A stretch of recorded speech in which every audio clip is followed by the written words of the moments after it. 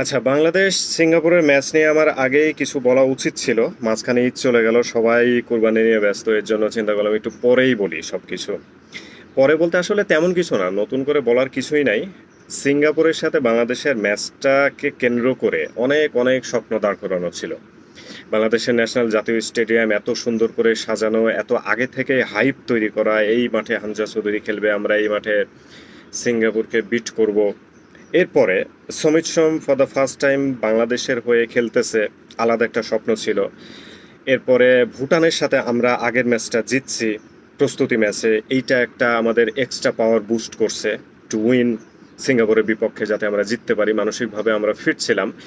সর্বোপরি বাংলাদেশের যত দর্শক আছে সবাই এমন একটা হাইপ ক্রিয়েট করছে, এইটা রিয়েলিটিতে বলেন অথবা ভার্চুয়ালি বলেন, সব জায়গায় ফুটবলের নতুন একটা জোয়ার। সব কিছু মিলিয়ে প্লেয়ারদের মানসিকতা, আমাদের দর্শকদের মানসিকতা সর্বোচ্চ চাঙ্গার উপরে ছিল। কিন্তু আলটিমেটলি যা হওয়ার তাই হলো। লাস্টে রাকিব হোসেনের ওই গোলটা না হলে আমরা একটা বড় ব্যবধান বা একটা পরাজয়, মানে লজ্জাজনক একটা পরাজয় নিতে হইতো। কেন? কারণ 2-0 গোলে যদি সিঙ্গাপুর জিততো, তাহলে এই যে এত হাইপ, এত এত বেশি যে হাইপ আমরা ক্রিয়েট করছি, এটা আসলে দাম থাকতো না একটা গোল দেওয়াতে যেটা হয়েছে।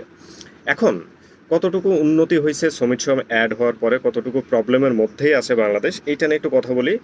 ইন্ডিয়ার বিপক্ষে যে প্রবলেমটা আমরা ফেস করছি, যে আমরা মিডফিল্ডার থেকে বল সামনে আগাই দিতে পারতেছি, বাট একটা পারফেক্ট স্ট্রাইকারের কারণে বা দুইজন স্ট্রাইকারের কারণে, যাই বলেন, একজন ভালো স্ট্রাইকারের কারণে বলগুলোকে আসলে সঠিকভাবে ইউটিলাইজ করে গোল পোস্টে ঢোকানো যাচ্ছে না। এটা আমরা ইন্ডিয়ার বিপক্ষে দেখলাম।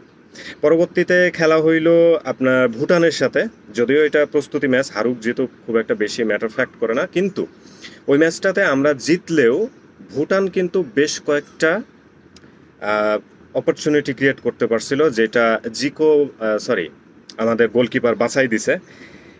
ওইটা যদি না বাঁচাইতে পারতো তাহলে কিন্তু বাংলাদেশ ম্যাচ জিততে পারতো না। বাংলাদেশ ম্যাচ জিতছে, আপনি যদি এইটা ধরে থাকেন তাইলে কিন্তু প্রবলেম। আপনি যদি খেলার ভেতরে ঢোকেন তাইলে আপনি বুঝতে পারবেন যে ভুটানের সাথে ম্যাচটা মোটামুটি লড়াই হয়েছে। ভুটান কিন্তু খুব একটা পাওয়ারফুল টিম না।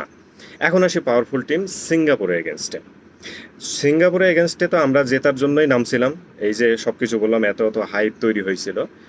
কিন্তু সিঙ্গাপুর তারা তাদের নর্মাল খেলাটা খেলছে, আমরা আমাদের পুরাতন খেলা যেটা আছে ওইটার সাথে আমাদের যে প্লেয়ারগুলো অ্যাড হয়েছে এইটার উপর বেস করে আমরা নতুন কিছু করবো, এরকম একটা স্বপ্ন ছিল। কিন্তু যেই প্রবলেমটা আমরা ইন্ডিয়ার বিপক্ষে দেখলাম, যে প্রবলেমটা আমরা ভুটানের বিপক্ষেও দেখছি, গোল দুটা হয়েছে ঠিক আছে, বাট প্রবলেম কিন্তু রয়ে গেছে।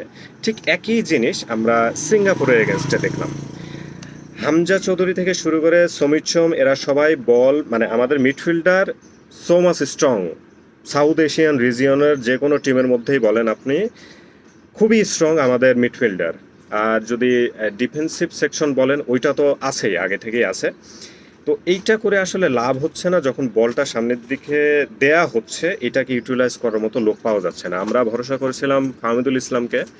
ফাহমিদুল ইসলাম যথেষ্ট কাজ করছে, সমিত সোম মিডফিল্ডার থেকে সামনে চলে গেছে, বেশ কয়েকটা বল সে সুন্দর করে লাইন আপ করে দিছে, কিন্তু সে ঠিকঠাক মতো ওই যে আমরা সঠিক একটা পারফেক্ট স্ট্রাইকার যেটা আমাদের খুবই দরকার, ফাহমিদুলের পাশাপাশি আরও আমাদের স্ট্রাইকার খোঁজা দরকার। এখন এটা আমরা সবচেয়ে বেশি অভাব অনুভব করতেছি।